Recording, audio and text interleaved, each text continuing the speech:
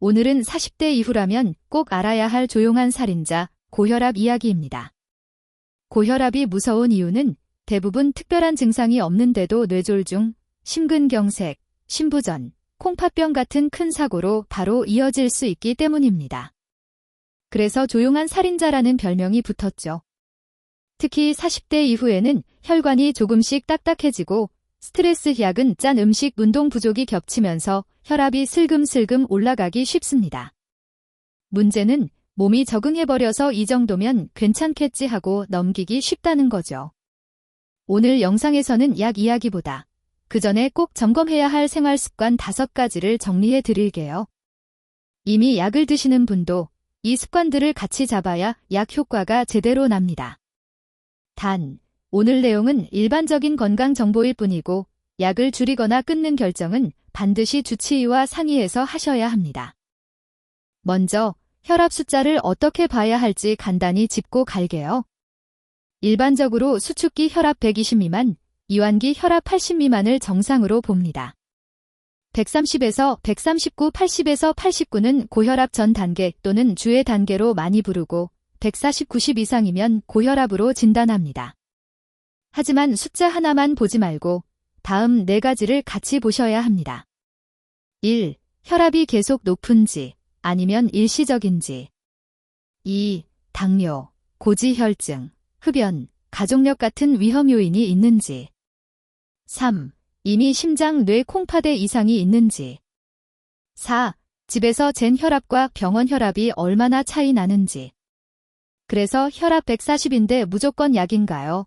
같은 질문에는 생활습관과 전반적인 위험도를 같이 봐야 답을 할 수 있습니다. 오늘 알려드릴 5가지 습관은 이 위험도를 확 낮춰주는 기본기라고 생각하시면 됩니다. 첫 번째는 소금 줄이기입니다. 너무 많이 들어서 식상하실 수 있지만 고혈압과 가장 직접적으로 연결된 습관이라 빼놓을 수 없습니다.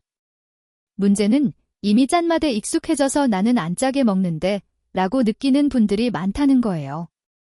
이걸 저는 짠맛 둔감증이라고 부릅니다.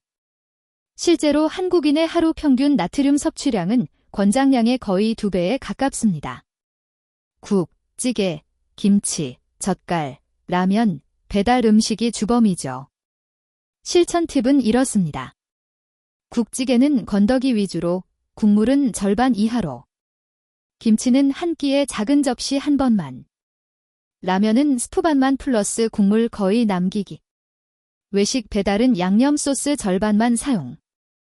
처음엔 싱겁게 느껴져도 2-3주만 버티면 혀가 다시 민감해집니다. 그때부터는 예전에 먹던 짠 음식이 오히려 부담스럽게 느껴지기 시작해요. 여기서 혈압이 한 단계 내려가는 분들이 많습니다. 두 번째는 숨이 약간 찰 정도의 유산소 운동입니다. 고혈압 관리에서 운동은 거의 천연약에 가깝습니다. 많은 분들이 운동하라니까 걷기는 너무 약한 거 아닌가요? 라고 물어보시는데 속도가 중요합니다. 그냥 산책 속도가 아니라 말은 할 수 있지만 노래는 못 부를 정도로 숨이 약간 찰 정도가 좋습니다. 실천 기준을 드리면 일주일에 최소 5일, 하루 30분 이상, 가능하면 40에서 50분. 한 번에 힘들면 10분씩 나눠서 3번 걷기. 장소는 멀리 갈 필요 없습니다. 집 앞 아파트 단지 산책길, 동네 공원, 한강변 산책로면 충분합니다. 중요한 건 꾸준함입니다.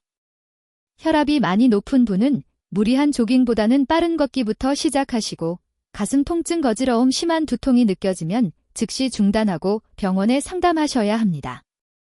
세 번째는 체중, 특히 입의 둘레 관리입니다. 몸무게 숫자도 중요하지만 고혈압과 더 밀접한 건 복부 비만입니다.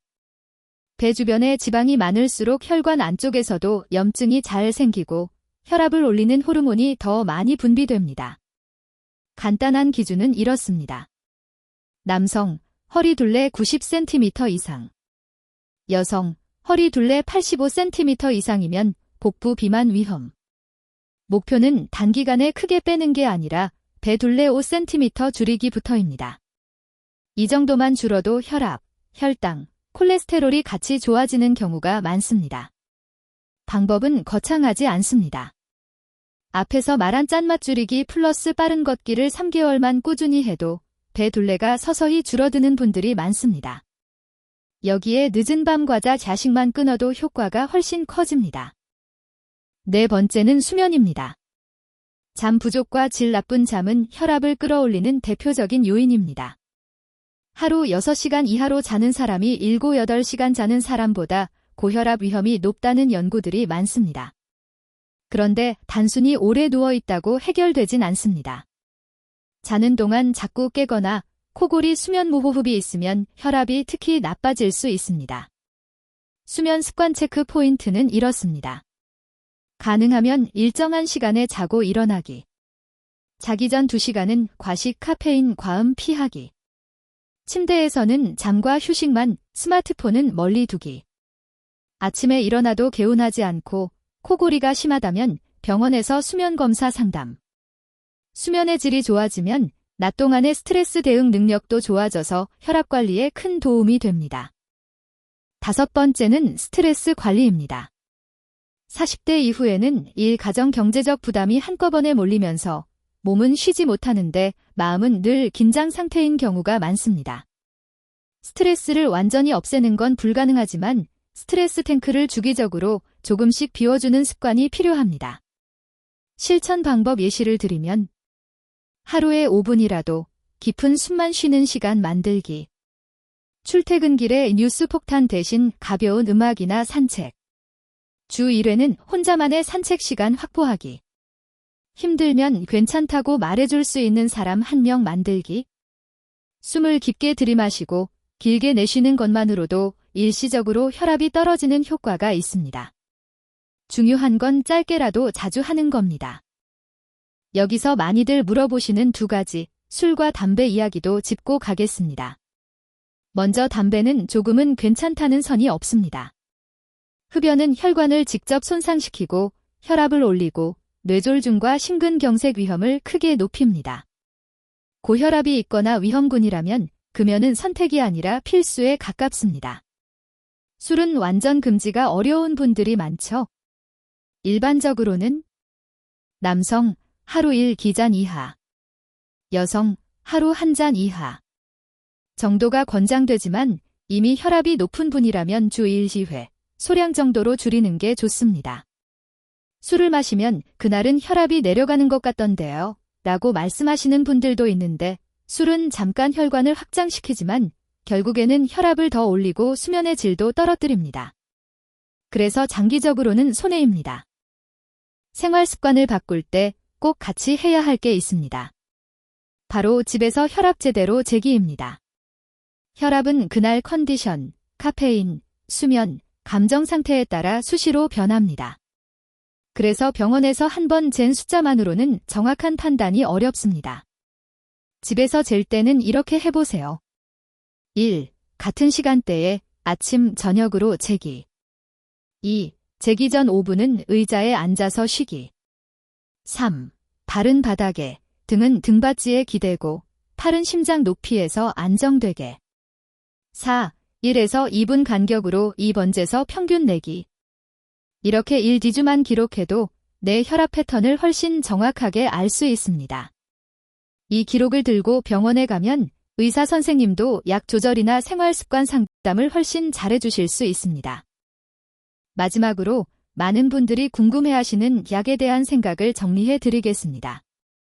생활 습관을 아무리 잘해도 유전적 요인이나 이미 진행된 혈관 손상 때문에 약이 꼭 필요한 분들이 있습니다.